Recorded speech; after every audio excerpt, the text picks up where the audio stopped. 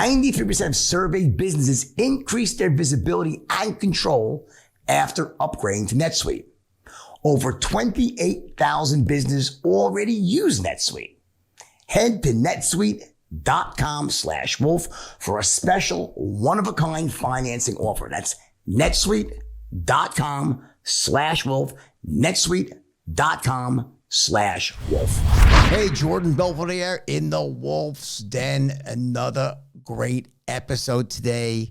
Got a man named Brendan Kane on the show. He's an expert in virality. How do you take your social following and explode it?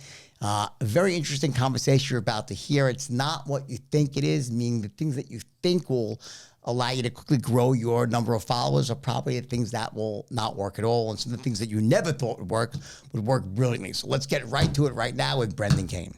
All right, Brendan, pleasure to meet you. Glad you're here. Likewise. Want to have a great conversation today. So tell me, how would you describe yourself in a nutshell? Like one phrase. Who is Brendan Kane? Well, I've spent the past 18 years figuring out how to reverse engineer virality on social media. So I started in the earliest days of it. Like what was the earliest, like 2000? 2004, 2005, when like Friendster and MySpace were kind of the predominant players. And I didn't want to get into social media. I actually started in the movie industry, which you know a lot about. Mm-hmm. I wanted to be a film producer, showed up in Hollywood right out of college. And when people would ask me, you know, why'd you come here? I say I want to be a film producer, and I see everybody's eyes glaze over because I was one of a million people. Right. And I started like everybody else at the bottom, making coffee, deliveries, things like that. And I was trying to capture the attention of like the heads of the studios and executives and directors. And I just knew it wasn't going to be saying I wanted to produce films. Right. So like in Hollywood, everyone's got hey, look at my script, look at my script. Right? Yeah, it's crazy. Exactly. So I kind of took a step back and I analyzed the situations because I was working within a studio, so I could see all the conversations and everything. And one of the things I noticed is once we finished a film, you spent tens of millions of dollars on a single piece of content. Now you need people to know about this single piece of content in a matter of months. You don't have like years or decades to build up brand and momentum. Mm-hmm. And there would be a sense of anxiety and stress that would come over the office because we just invested all of this money in this piece of content. We're going to invest tens of millions of dollars or more marketing this. And we need hundreds of millions of people to know about this in a matter of months all around the world. So I had in college wanted to learn about business because in film school, they don't teach you anything about business. So I figured the best way to learn was start your own companies, and the most cost-efficient way at the time, and it still holds true today, is to start online companies. Mm-hmm. So I just created online companies just to learn and experiment. And then I knew how to tap into traffic sources and things of that nature. So I said, hey, we're spending all this money on print and television and radio. There's these online traffic sources that we can tap into for a fraction of the cost, in some cases no cost at all. Right. And that just led me further down that path because I started from making coffee and deliveries to building the first digital divisions for these studios. Got it. Interesting. So I guess back then it was a completely different world of online. Social media was nascent, and you didn't have the reporting. But then again, like now you get like this amazing feedback, and you can see exactly, you know, who your audience is, who's responding, and it gets tweaked pretty quickly. Almost the algorithms do it for you, right? But I guess back then it was more about figuring it out yourself, but it was much cheaper or free, right? Yeah, I mean, to give you an example is I did the first ever influencer campaign on YouTube in 2007, before there was such a thing as influencers, because I just saw these kids had all this audience. So I made a list of the top like 25, just messaged them and said, do you want to interview a movie star? Who were they, these kids back then? Anything became still relevant today or no? Ryan Higa. He's not like huge today, but he's still really big. And then there was a woman, Lisa Nova, who ended up creating Maker Studios, which sold to Disney for a ton of money. Okay. And then one of the guys who's not relevant anymore, but I don't even remember back in the day, the Evolution of Dance guy was the most viral video of all time, where he would go through the evolutions of dances. Yeah. I remember that. Yeah. So like the robot and like the start the war. Yeah. So it was just, and we didn't pay anything for that. Right. But nobody was paying attention to those people at the time, and there wasn't a term influencer. So obviously that has transformed to spending a lot of money paying these people to talk about things today. I can't move past without going to the Bud Light controversy with Dylan Mulvaney. What are your thoughts on that?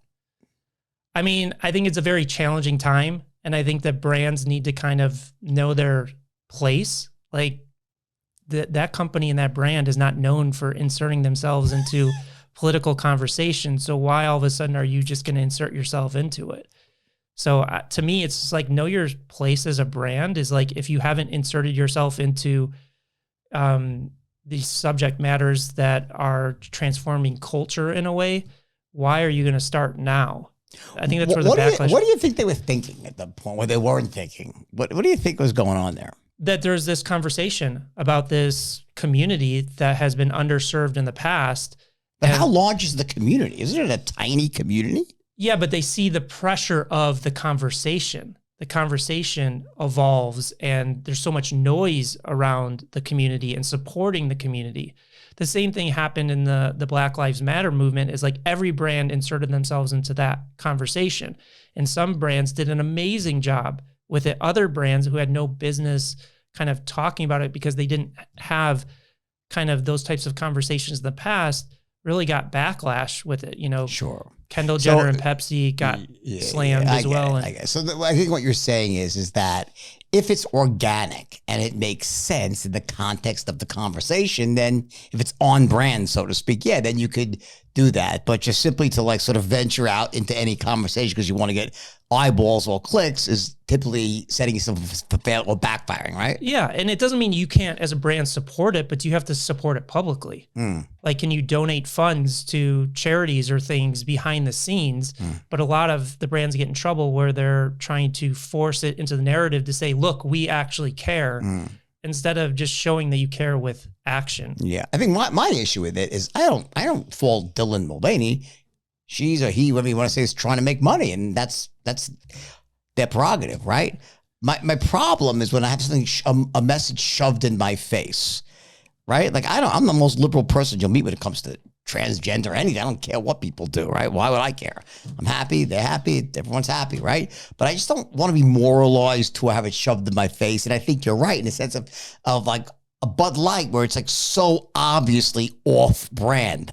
Like there couldn't be more off brand. When I think of Bud Light, I think of like men in their 30s and 40s with beer bellies in the Midwest. Like it's probably a cliche, but that's what comes to mind, right? That's sort of like the brand, right? A young fratty, so to speak, right? And then middle-aged guys. And it just seems so bizarre to me that they would do that and think it would end well. But I guess, when you're in the middle of it, sometimes, hey, let's get some eyeballs on this. You don't really think it through, right? Yeah, and then they reversed it. The next piece of creative that they published to convert it was the Clydesdales. Yeah, the Clydesdales and Cowboys and Middle America and what they've always represented. What would you do if you were the CEO of Bud Light? What would you do? In terms of fixing it or making it? Right now, fixing it. I mean, I would probably just say, listen, we screwed up. I'm sorry. I'm sorry. We support these underserved communities or these causes, but that's not our place to insert the conversation. Like, we want to support through action, and we're donating to these charities or things of that nature, but it's not going to be in our conversation, and we're going to do a better job of kind of analyzing what our part in the conversation is. Okay.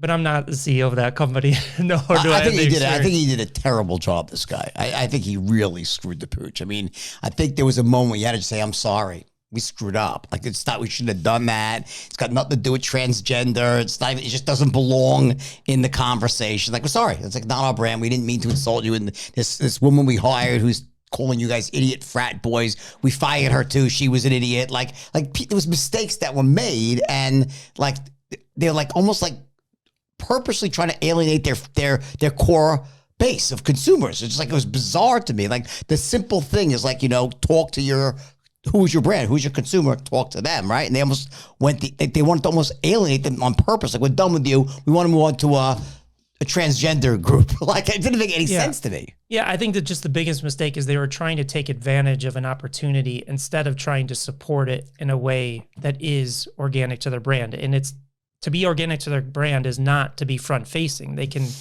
donate or things behind the scenes, but like, sure, to make it a part of a larger campaign was probably the big misstep. What do you think the future holds for Bud Light?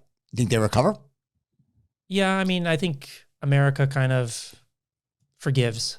So I would say that it may take some time, but I think that they will recover. I'm not so sure, but I don't think they go out of business, but I think there's some damage done to the brand that unless I think what's bothering me, and I think a lot of people, is the lack of apology from the CEO, specifically the CEO of the company, who the buck stops with him. I think everyone says, you know what, companies make mistakes.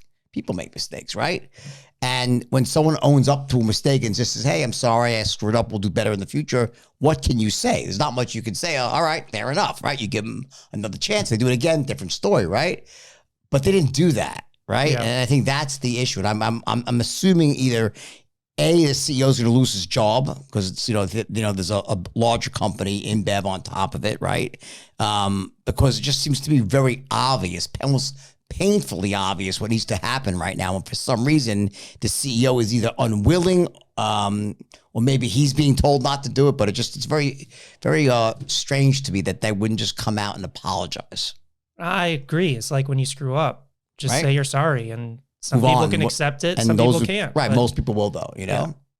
So getting back to what you're saying, so this is early days of social media, right? So you saw this opportunity, right, to differentiate yourself. You had working knowledge of how to reach the online world when most people were still looking at it as like it's not even relevant. I'm going to put all my money into TV and radio, right? And how did you leverage it into this business, this brand that you have? Well, I stayed in the film industry for about 3.5 years. And luckily, the head of the studio, the first studio I worked for, was very supportive of my exploration of this field. What studio is that? Is that Lakeshore, you said? Yeah, Lakeshore was the first one. So Gary Lucchese. And what is Lakeshore known for? Like, they had a couple of films that would. Yeah, they won the Academy Award for $1 Million Baby. They produced the Underworld series.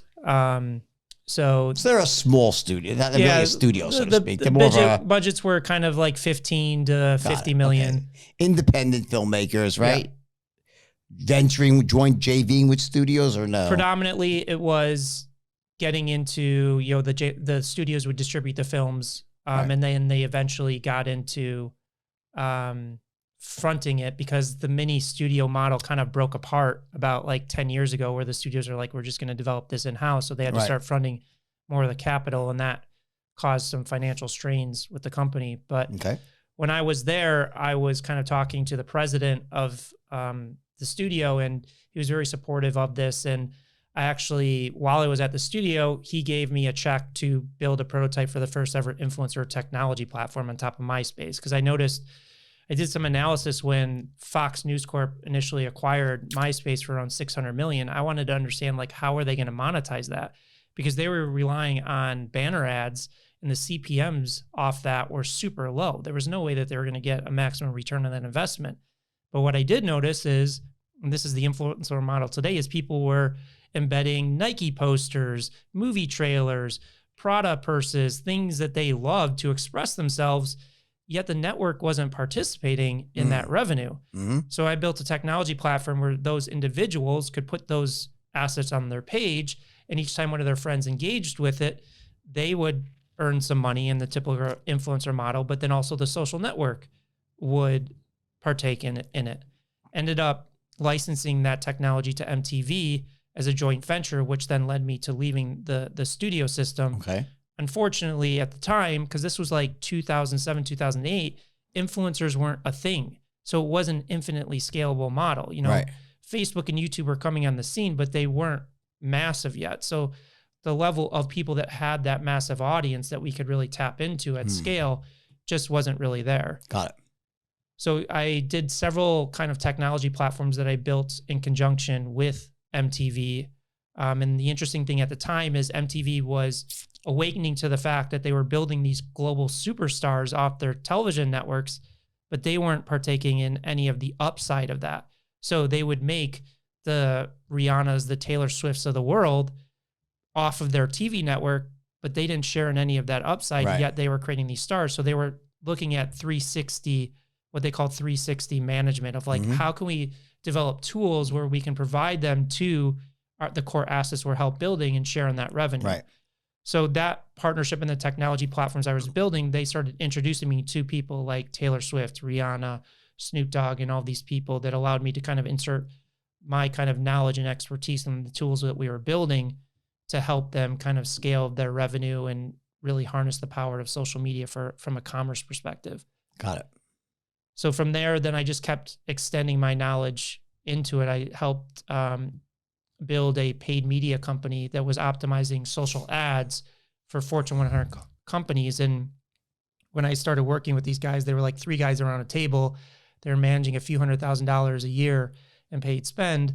And I kind of looked at the larger perspective of the experience I had and the network I had built in the entertainment industry to help them accelerate that to managing $100 million a year in spend. But through that process, I saw the inefficiencies that was happening because they were using the traditional kind of TV model. Hey, we just built this TV commercial. Let's put it on social media, invest a few $1,000,000 in promoting it, and expect that that asset that performs for television would also perform for these new mediums. Right. And it was just falling flat. And when I kept asking them, well, like, where's the data to support that this piece of creative that you invested hundreds of thousands or millions of dollars on, and now you want to invest millions of dollars to advertise it, is actually going to work for this new medium, social media? So from there, I kind of left that company and figured that I needed to develop systems to really understand how to effectively communicate, how to effectively tell stories on these platforms that is native to the platform and can scale and engage the audiences based upon kind of where they're at and how social media works. So this book obviously caught my eye, 1 million followers, right? How I built a massive social following in 30 days. Now, when did you write this book? The first edition was 2018. Is this still possible today? Yeah. And how do you do that? So build 1 million followers. Yeah. First off, people misinterpret that title a lot of times. They kind of read it, how I can build 1 million followers in 30 days. It took me 3.5 years to develop the methodologies and the understandings behind content before I actually did that experiment. Okay. So I had been working with professional athletes, journalists, and brands, doing a lot of content testing to understand, how do you get people to care at scale? How do you get people to share your content, engage in your content, so that it scales quickly? So the core fundamental aspect of social media and what drives success is storytelling. Now, there's very specific storytelling formats on each platform that work.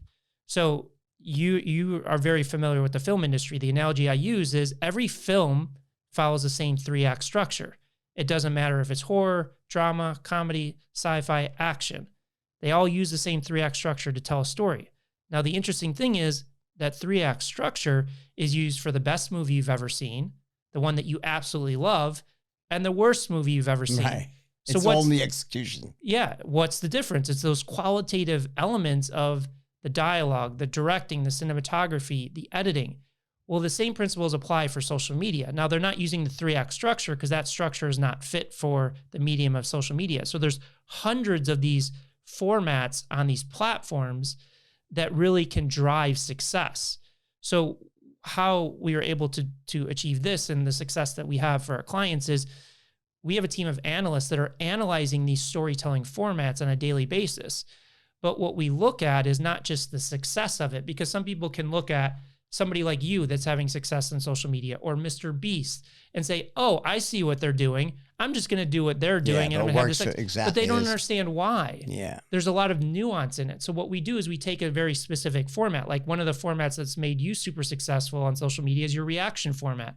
Right. You take a viral clip and then you provide your unique perspective or unique commentary. That was, by the way, working so well, I had to stop it because it was overtaking everything else. Like I was doing that and I was like, I went from I had no TikTok and I went from 0 to 4 million followers in like 3 months. And I was like, it's kind of not exactly on brand, like what I was looking to do, because I have a bigger picture in mind, and like I'm kind of making fun of everybody because it's just too easy, right? Yeah. And I actually stopped doing it because I was like, all right, I got that. I want to and also I started writing this book I was telling you about. So I just said I need to take a year off. But it's interesting that when you do hit on something that works, you can really get traction very quickly like that. Yeah. And I think it's a smart move to diversify in terms of where you're going. The thing is that reaction format that you did, people will look at it and be like, I just need to do a reaction format and I'm going to have the same success as Jordan. Right. That's not the case. Right. Because 99% of people that try that reaction format fail at it. Right. They don't generate millions of views or millions of followers in the way that you did. Right. So what's the difference? So that's what we do is we will take that reaction format and we have a research process that's called gold, silver, bronze. So gold are the high performers. So with that reaction format, it can yield 1 million to 20 million views. The silver is kind of the average, which may be kind of a few 100,000, and then bronze is like 10,000 views or less.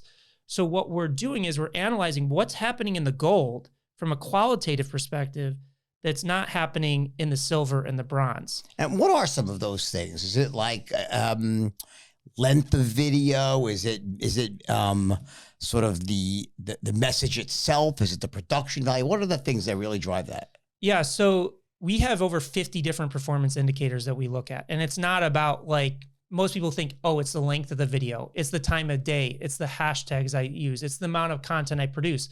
But if you look at that, none of those dictate how good of a storyteller you are. I think it was when I was going through it, we're like looking at all those things, obviously, and trying to find patterns, right? Exactly. And that's what we're doing is we're identifying the patterns. So Right. we have over 50 different indicators that we look at, and they can be like pacing, tonality, what's happening in the first 3 seconds, captions, title cards, things of that nature. Sure.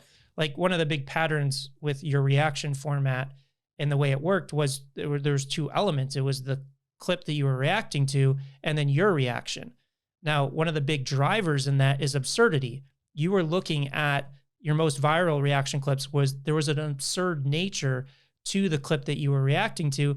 And then in some ways, your response was absurd with Right. your kind of reaction Right. and comment to it. Right. So it's again, is like most people look at a trend or something like that and say, oh, I see this person having success.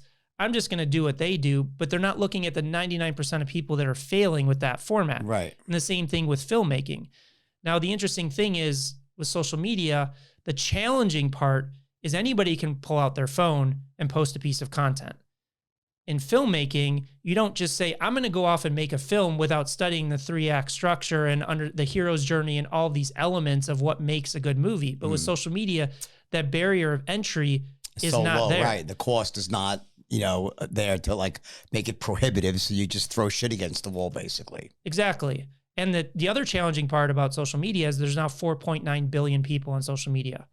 And like it or not, you're competing against all of them. You're not just competing against your direct competition. You're competing with LeBron James, Netflix, Kevin Hart, every teenage influencer for the attention to have that level of success. So how does like I guess I'm not a great example because I have a movie, right, and a brand, but like for the average person, how do you do that? Like even I as a brand, you always have everybody, every human being, no matter how famous you are, you're competing against. You're right, so many people. There's only so many eyeballs and minutes or seconds in the day.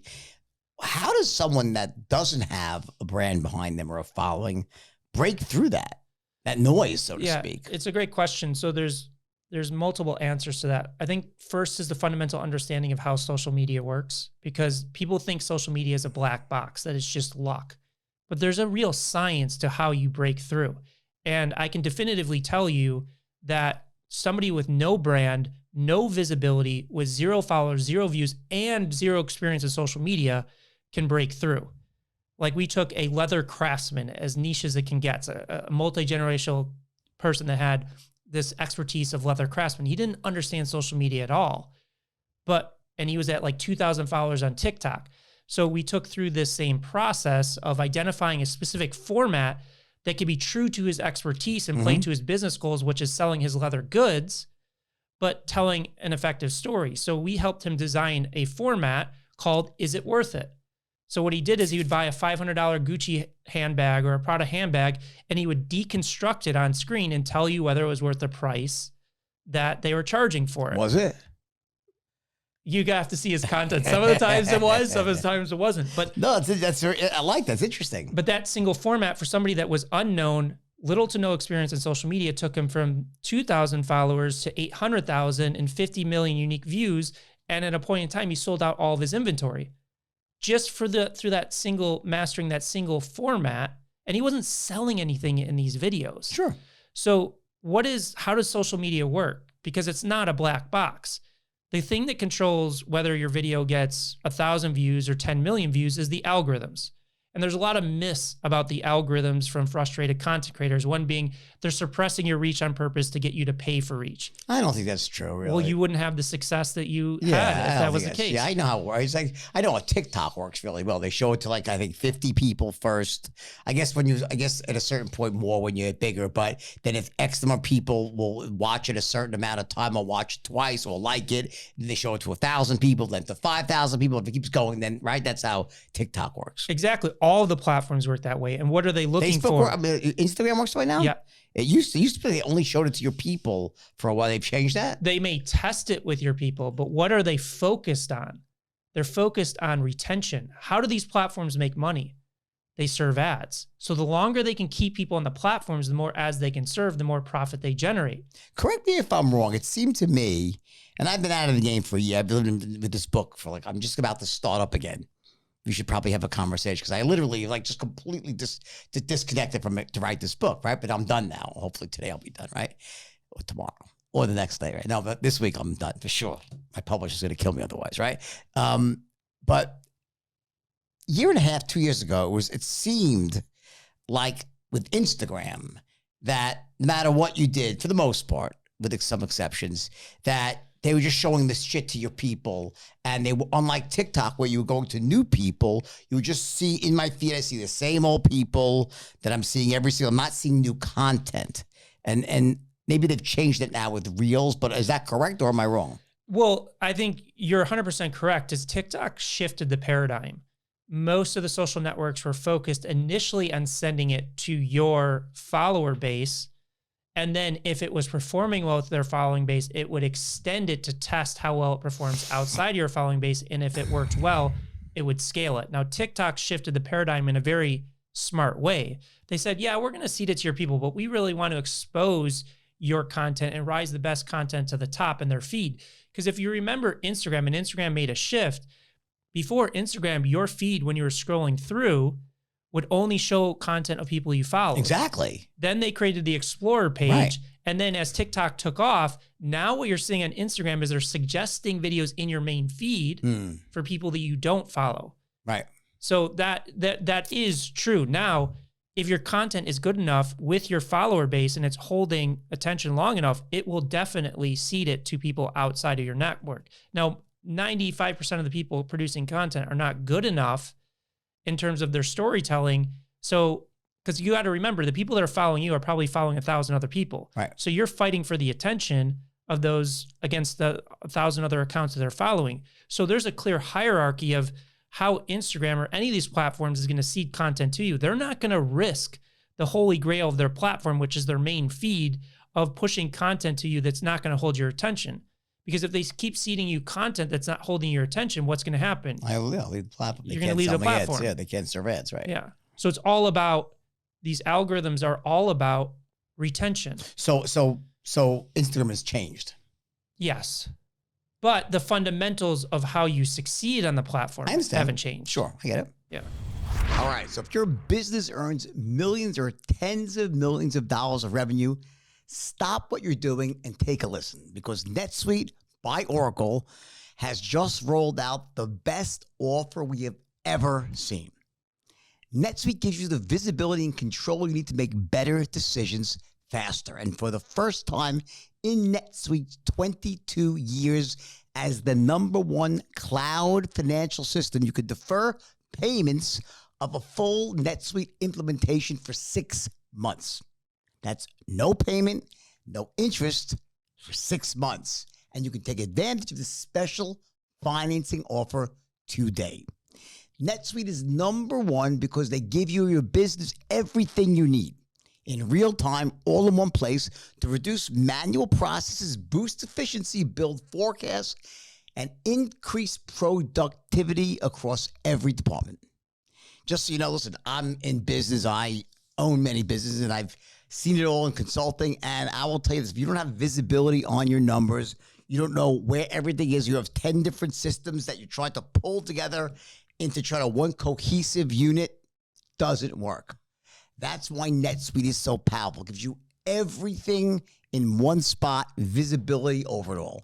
Listen, 33,000 companies have already upgraded to NetSuite, gaining visibility and control over their financials, inventory, HR, e-commerce, and a lot more.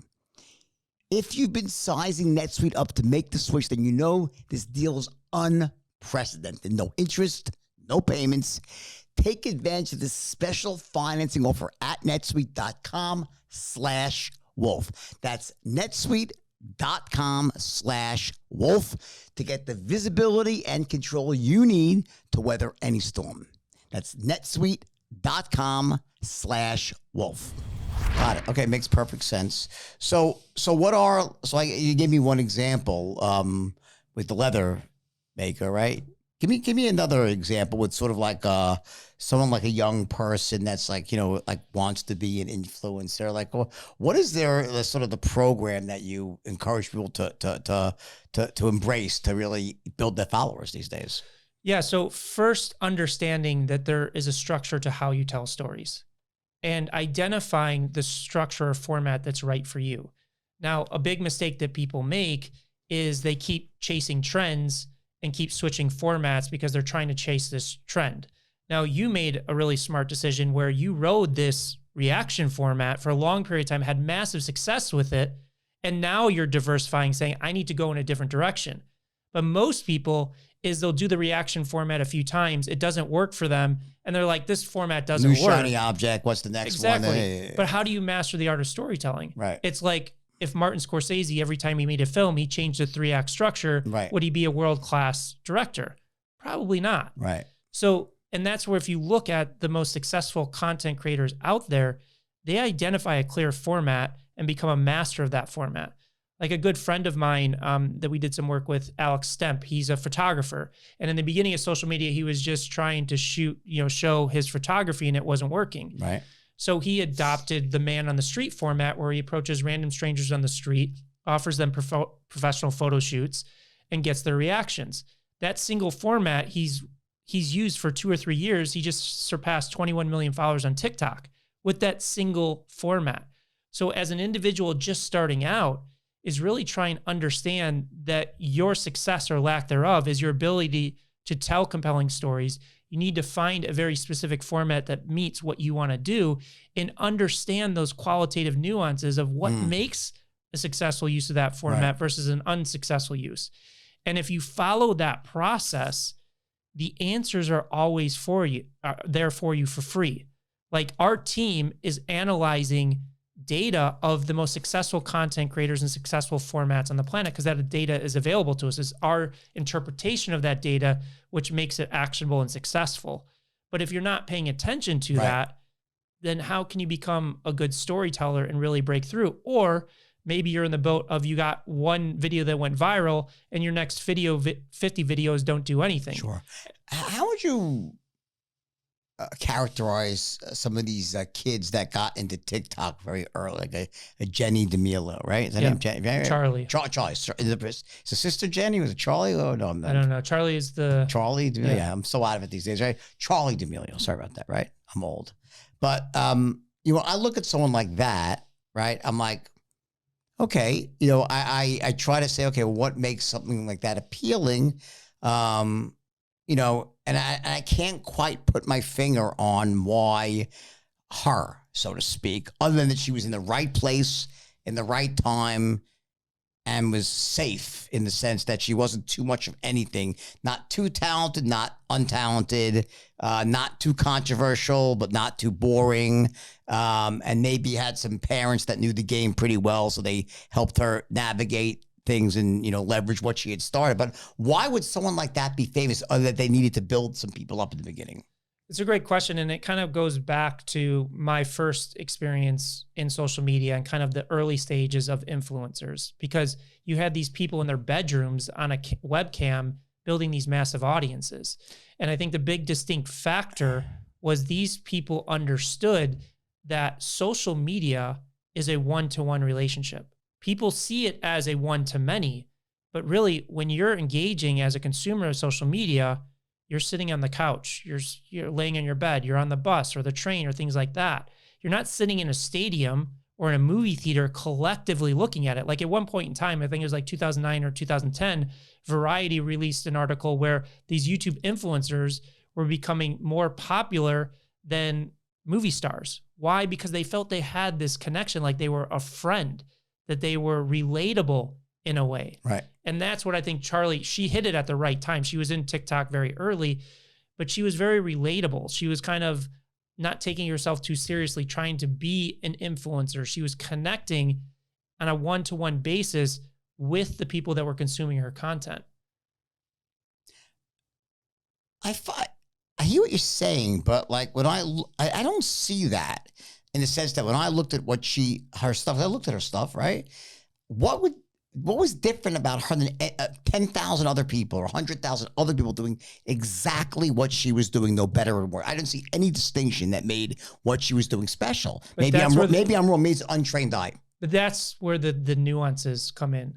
Because again, is like you take the average person that has no experience in filmmaking and watches an Academy Award winner versus a 0% on Rotten Tomato. Are they going to be able to sit down and say, oh, it was the dialogue, it was the character development, it was the 3-act structure kind of fell flat?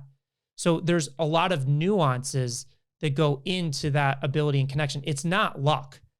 Did she hit it at the right time? Yes. But if she didn't have the ability to really connect with an audience, and you may not think that dancing on screen is telling a story, but it's definitely telling a story in terms of the movements, how you started off, your facial expressions, how you go through the dance movements, how you close it. All of those elements contribute to your ability to tell an effective story. So some people may look at, oh, she was just dancing on screen. What's the difference between her and everybody else? If we actually sat down and did the research, when we typically spend about 2 days doing the research, we could pinpoint very specific drivers in the way that she's creating that content that differentiates her. But so you're saying that none of it was that she was chosen? No. Okay. Because that's like the story that's out there to people that don't really know. Well, that's what makes people feel better. Right. It gives them an excuse. That's the story. It gives them an excuse. Right. To say, oh, you were chosen. How much of the success of people like a Charlie or like the early days of the Logan Paul brothers, right, where the fact they organized themselves into groups and shared content and leveraged each other's followings, was that a critical part of it as well? And does it still matter today or no? Absolutely. I mean, it was a critical part in the early days of it because it makes sense. You're sharing audience. I mean, that's how kind of podcasts work. You have people on your podcast, you on other people's podcasts, you're exposing each other's brands to different audiences. It makes complete sense. Now, that doesn't dilute the fact that you have to be a good storyteller, because if you're on a podcast or you're in a movie or you're in an influencer video and they send traffic to your social media channels and you're not a good storyteller, you're not going to retain that audience. But it's like Mr. Beast has done experiments where he features a fan and that fan has 1 million subscribers in like a few weeks because they carry so much weight. But you still need to be able to maximize off that potential. But yes, going to where the traffic is, harnessing that traffic to your advantage can always be a benefit. Now, is it required to be successful? No, because you can, with these platforms, you can scale relatively quickly if your storytelling is really dialed in. How important is consistency? In what? Consistency in posting? In posting. I don't think our whole model is based on quality over quantity. Because let's just say you're an effective storyteller and you're posting once a day. How is that going to play to the algorithm's goal of retention? Let me restate that. In other words, is it once you decide on how often you're going to post, is it important to like sort of have a schedule, or no, it just doesn't matter? Our philosophy is you post something when you really believe you understand it's going to perform and why it's going to perform. Because even if it doesn't, you have a hypothesis of why you think it's going to work. And if it doesn't work, you can go back and revisit that hypothesis and see, what did I do wrong? So the big issue that people get into is they do batch producing of content. They'll sit down and produce 10 videos in a day, right, or for a month or for a quarter. But what happens if that first video fails? you're forced to produce those other 9 Sure. because you produce them and you're not actively learning with each piece of content. By the way, when I was doing my thing, I was doing them every day, a fresh one every day, looking what happened the day before. So it was not bashed. It was day by day. And you're learning. And I was having fun because my son and I were doing them together. So it was great. He'd go out and find the videos. We'd go through them together. This one's good. We'd do 3 or 4, say that's the best one and choose the best one. Yeah. That was the But format. I'm sure it's the same applies for sales. Is with sales, every call you take, you're learning something in the beginning. Sure. You don't just use the same script or the same process, for years. If it's not working, you learn with each one and you get better and you hone that craft. Right. You start with typically something that's longer and a bit more bloated with the script. Then you start shaving it down until you get to the bare essence of what sort of is most effective. That's the way it works with the script. I guess in social media, so what you're saying, that the issue that people have is they will, in trying to save time or make it more efficient, they'll create a week's or a month's worth of content. And then if they got it wrong in the beginning, then it's stuck all of it. There's no learnings going on to the next batch, right? To say what happened. And by then it's too much, almost too much has happened to even make any conclusions. Yeah. I mean, the biggest mistake is there's no learning happening. Right. Because what happens, a big mistake people make is they focus on the quantitative data, meaning they're just looking at their own video performance and they're looking at the numbers. And if you're stuck at 10,000 views of video, how are you going to learn to break through by looking at and analyzing your own content? So that's where you look at the larger ecosystem of what's working, what's not working, and create those hypotheses of, oh, Jordan's reaction videos are working because there's an absurd layer in the clips and he's really good at understanding which clip to choose to react to. Right. And then his reaction is also matching that absurdity and he's giving a unique perspective that's different and entertaining. Right. So now I have a fundamental understanding of what's driving the performance of that format. I have a hypothesis. Now I'm going to go create a piece of content off of that hypothesis. If it works, great. We understand what's driving it. If it doesn't, we can go back. Like one of the exercises that we give clients is we find a reference of, let's just say it's your reaction format. You're going to create based off of this reference and we'll put it side by side with the piece of content that they produced. And if you play them side by side, you'll start seeing the subtle nuances of what's the difference between them if you're trained to think that way.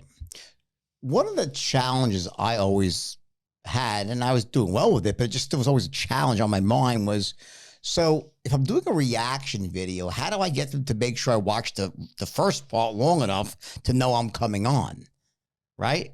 Well, and I play with different things. I put a little title on, wait for the wolf's response. Sort of like, how do they know it's mine, right? Well, I think that if the video that you're reacting to is strong and they stay till the end and they just see your face come on afterwards, it's going to be a little bit jarring, but in a good way.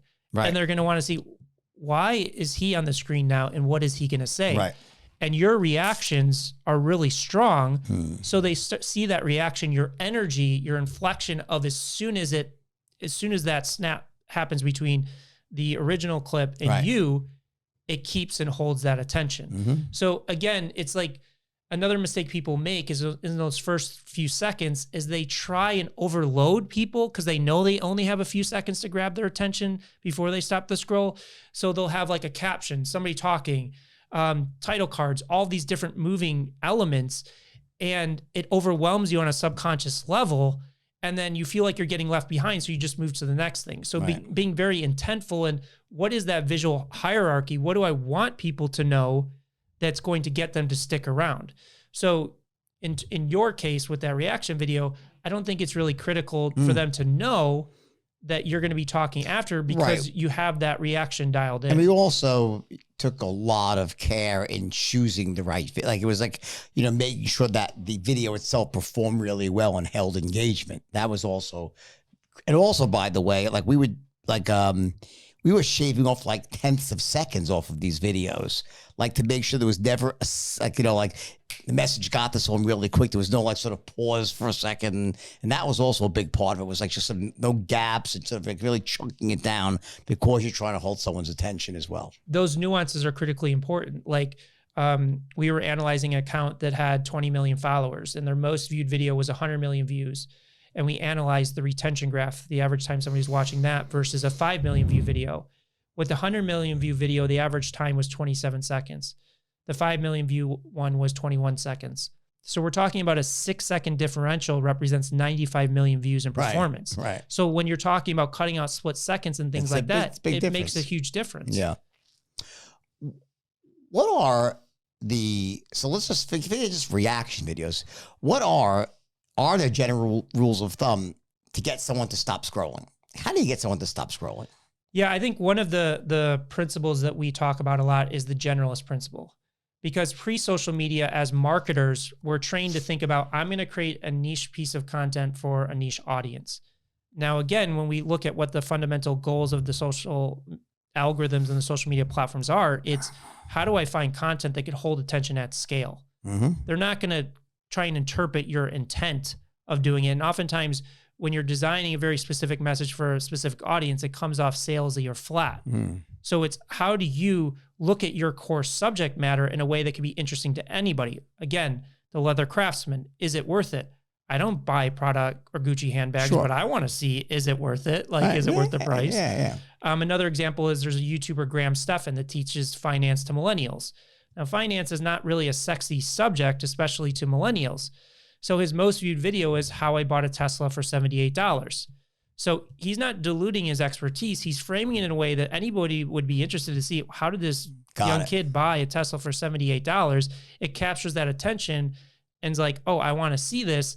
But then he's unfolding the story and teaching the fundamentals of finance and car financing. Now, if the video was titled, I'm going to teach you the 5 ways to maximize car financing, it's like, nobody's really going to care. That video would have gotten 10,000 views instead of 9 million views. Sure.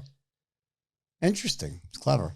So can you give me some more examples? Like general, like just, is there like, are there general rules of thumb for this? Or is it like just, you say the generals is one for sure, right?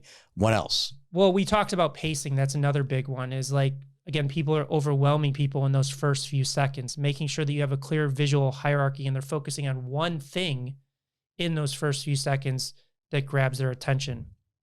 Another thing that you do a great job of is pacing.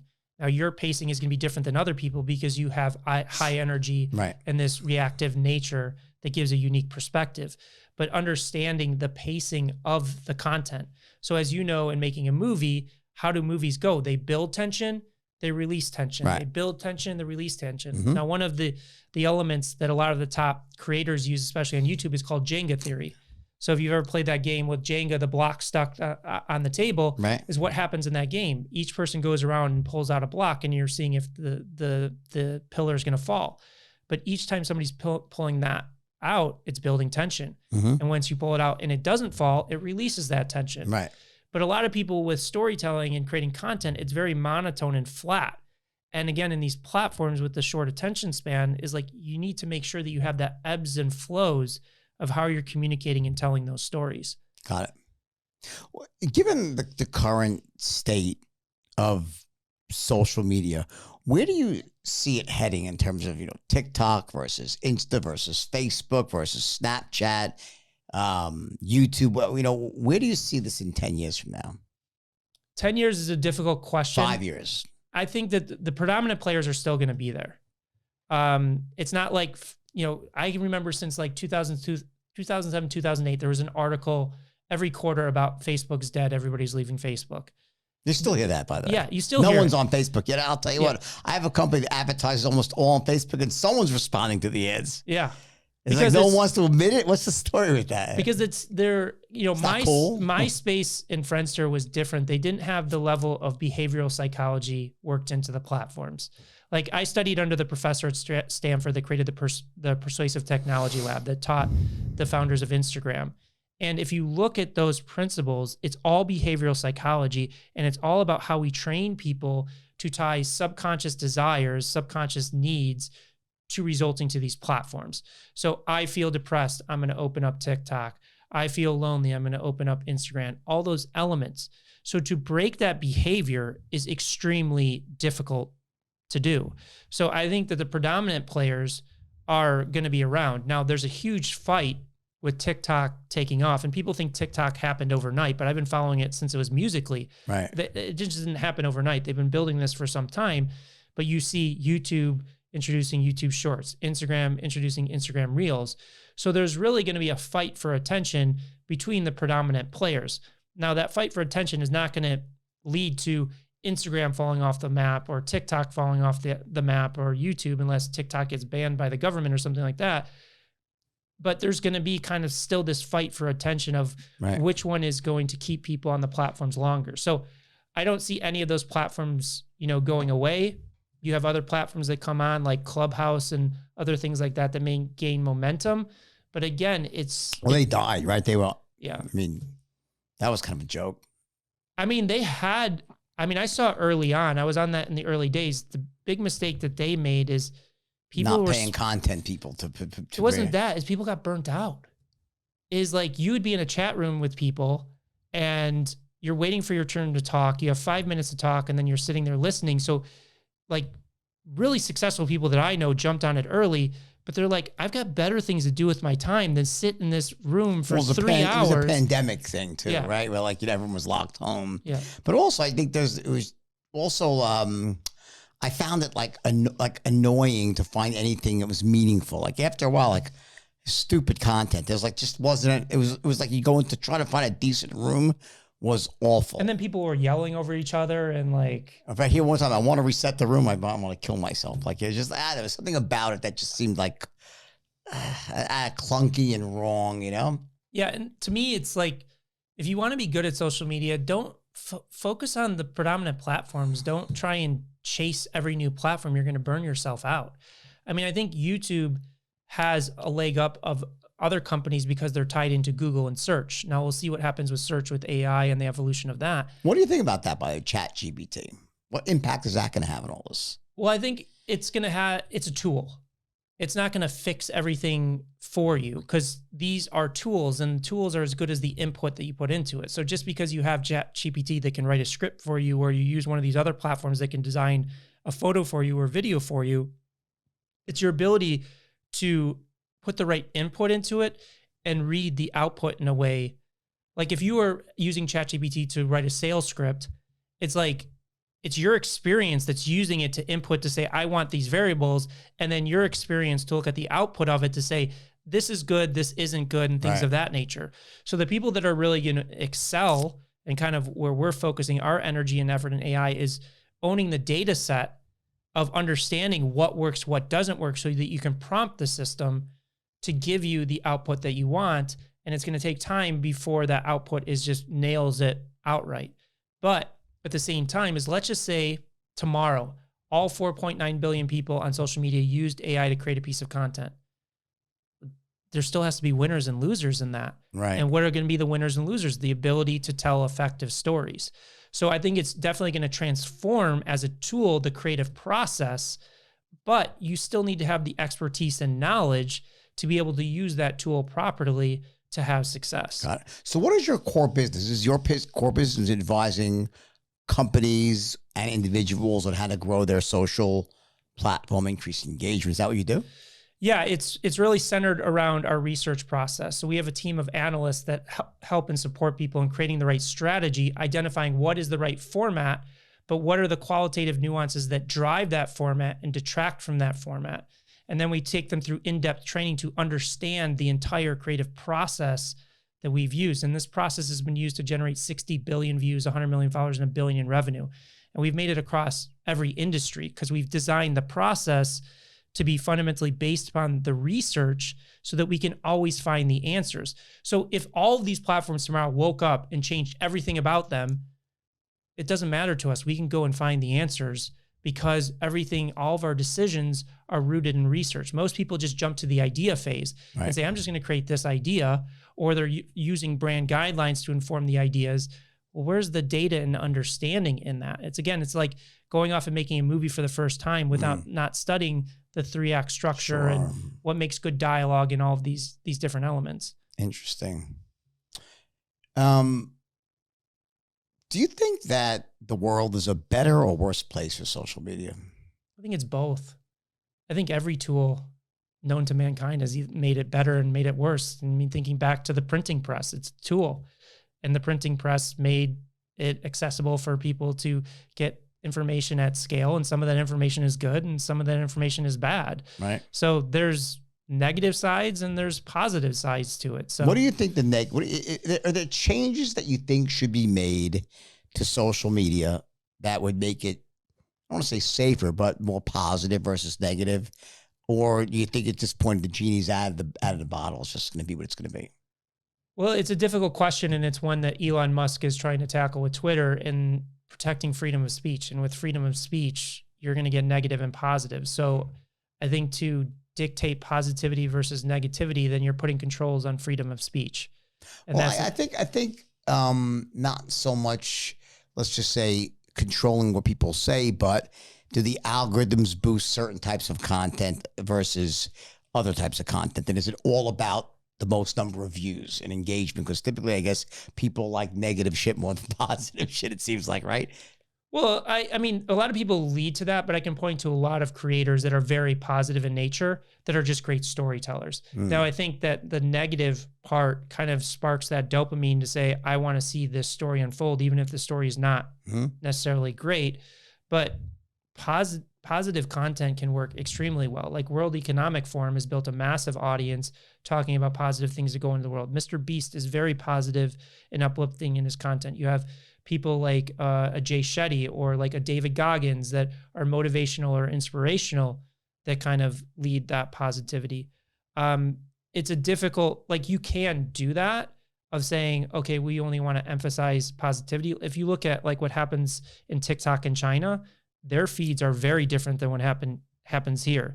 They are, accelerating content that is learning based to teach that younger generation tools and skill sets and things. So they have made that determination to say, we are going to throttle every other piece of content and only focus on serving certain pieces of content. So could it be better? Potentially. But it's then how do you make that determination of what's positive versus what negative and where kind of that line falls? Do you have kids? I don't. If you had kids, 10, 11, would you let them run rampant on social? Would you restrict it somewhat? I would restrict the amount of time and try and restrict it from the perspective of trying to guide them in the right place to understand the platform, understand what the content means, so that they can interpret it. I think just throwing social media into their hands can be dangerous in the fact that, like, if they don't understand how to interpret the information that's being seeded to them and what this content means to them, that's where it gets dangerous. But I think also just excluding it from them, it's just like, my brother went to Catholic high school. I didn't. I went to public high school. And the stories that came out of Catholic high school versus public high school, it was far worse. So to just say we're going to shield our kids from social media is going to make them model citizens and make them better. I think on some level, it's like, the parent that helicopters the kid never has a drink and then goes to college and it's the first kid's going to pass out and overdose on alcohol and you have a bad experience because he hasn't been sort of indoctrinated correctly in a safe place, right? He goes off and no experience. I think it just comes down to parenting. Is what's your parenting style and how good are you at parenting and explaining things? Because you can't shield them from everything. What's your advice, because we're almost out of time there, to someone who's, getting started on social? It's such a, listen, everybody wants to grow their follower base, right? For someone that's like, just has like, a little bit of traction, but they just can't go from that sort of like where it's just sort of the same old group of people to get to that sort of that next leg up. You know what I'm talking about? There's like sort of this friction point. What's your one piece of advice that you would give? Just be a better storyteller, or what would you say? Be a better storyteller is a piece of advice, but it's very generic. Right. It's like study, and the same way I went to film school. When you go to film school, you study the best directors, the best screenwriters. You dissect it. The great thing about social media is you have all of this content. You can get access to the best storytellers, the best content out there. Is actually take time and try and understand it. Don't watch it from a passive perspective and an entertainment value.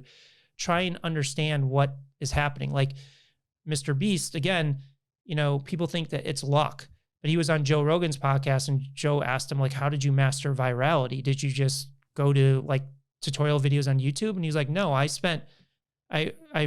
teamed up with 4 other high school dropouts that were all YouTubers. And for 1,000 days straight, we jumped on Skype for 8 hours a day, studied every nuance of what was causing content to work and not work. What makes a good thumbnail, number of edits, pacing, all of those elements. I'm not saying you have to go to that level of nuance, because he's at he's at 200 million subscribers across his channels. Like, he's at the highest level. Mm-hmm. But if you're going to use social media and consume social media content, at least have the lens to try and understand, what is this content creator doing that's causing them to get 10 million views versus what I'm doing? Or really understand that individual that you're consuming that content is using a format. Understand that format. Is that format right for me? If it is, don't just look at their successful use of that. Look at the unsuccessful uses of it. What's the best way for someone to utilize your services? Do you sell courses? Do you do consulting?